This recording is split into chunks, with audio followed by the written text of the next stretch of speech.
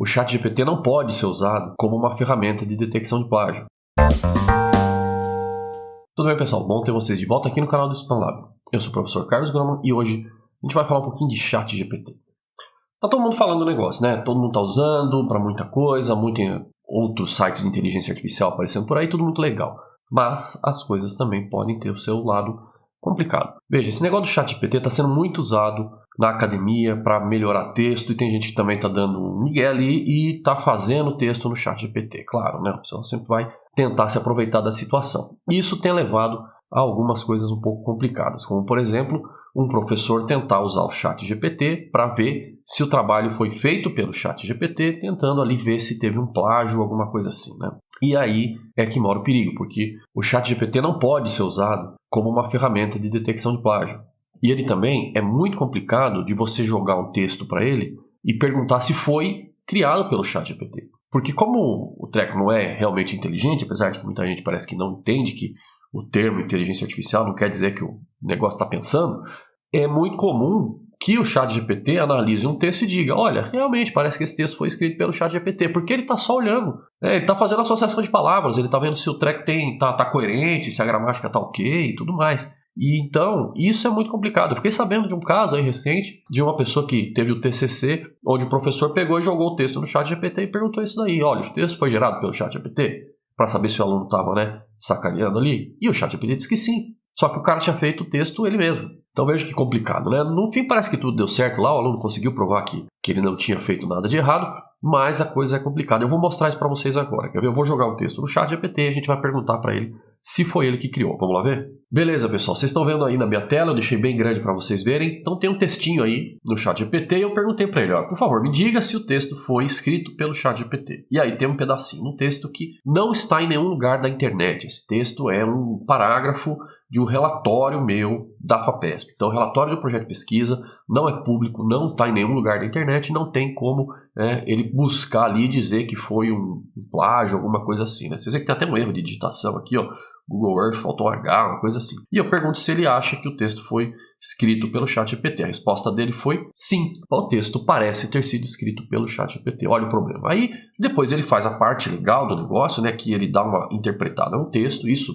ele vai bem, ele interpreta bem o que está ali, faz aquela associação de palavras, mas o complicado está aqui, sim, o texto parece ter escrito, quando não foi, Isso daí é de um relatório de mais de 2 anos atrás, então não tem nem como, E aí eu dei um outro texto para ele, e aqui, e esse texto aqui foi escrito pelo ChatGPT? E aí tem um texto que está em inglês, um texto um pouquinho maior, e ele fala, sim, o texto parece ter sido escrito pelo ChatGPT. Olha de novo. E aí ele dá uma interpretada no negócio, tá? Interessante. E esse texto aqui, ele agora sim, se ele tivesse realmente fazendo busca de plágio, porque um programa que faz busca de plágio, ele tem que olhar na internet, ele tem que buscar fontes de artigos acadêmicos, fontes de tese, coisa assim.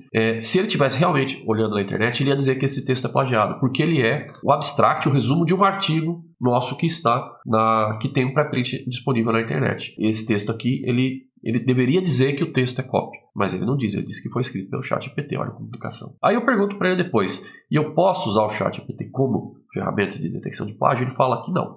Ele fala, não deve ser considerado como uma ferramenta confiável. Por quê? Porque ele é um modelo de linguagem, ele só vai fazer essa ligação das coisas e não vai, ele não acessa a internet, tá vendo? Não tem acesso à internet em tempo real para realizar comparações com outros textos. Então vocês não podem usar ChatGPT para fazer análise de plágio, tá? Ele fala que tem outras coisas e eu pergunto se ele me indica algumas ferramentas gratuitas para detecção de plágio, Porque isso é o que é interessante, tem muita ferramenta por aí, muitas são pagas, então eu pedi algumas gratuitas, ele colocou essa lista aqui, Copyscape, Legspotter, QText, Grammarly, eu não sabia que o Grammarly fazia detecção de plágio também, interessante, e o Dupli-Checker, tá? Aí eu testei essa aqui e eu vi que funciona legal, então eu vou testar ao vivo com vocês aqui também. Então tá aqui, o Dupli-Checker. Eu vou deixar esses daí eu vou deixar esse textinho aqui, que ele colocou aqui, tá? Com essas ferramentas. Vou deixar ele no comentário do vídeo, tá? Ali na descrição do vídeo para vocês olharem. Se vocês quiserem, aí vocês aproveitam e me contam qual que vocês testaram, se funcionou, se não funcionou, conta aí nos comentários que é legal. Então tá aqui, ele parece que ele é ligado ao Grammarly, porque tem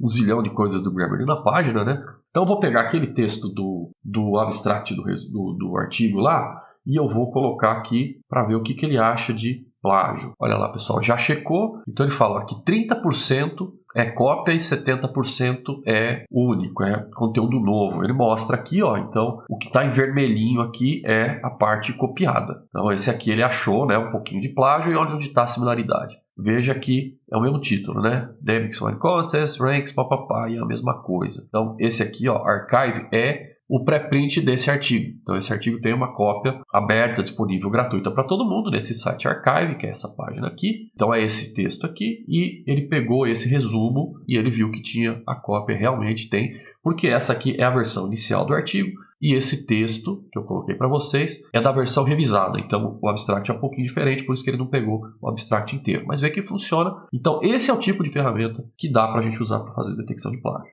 Certo, gente? Então, detecção de plágio é uma coisa que não é, assim, só jogar no chat GPT da vida e perguntar se foi ele que criou, porque isso fica complicado. Você tem que usar uma ferramenta apropriada para detectar plágio. Um negócio ali tipo esse duplicate checker que a gente viu, Turnitin, outras coisas assim, que eles vão ter acesso às bases de dados, vão olhar os artigos científicos, vão olhar teses, vão olhar vários tipos de coisas para ver se o texto foi copiado ou não, né? Dentro dessas ferramentas, por exemplo, eu já tenho acesso ao Turnitin, e um professor ele pode colocar os PDFs dos trabalhos dos alunos ali e ele vai checar o plágio não só com a internet, mas entre os outros PDFs, até para ver se um aluno copiou do outro. Então essas ferramentas são criadas para isso. Então, tomem cuidado com o ChatGPT para fazer esse tipo de coisa, porque ele não é indicado. Cuidado com isso. Você, professor, professora que estiver vendo isso daí, por favor, tome cuidado, porque isso pode ser complicado.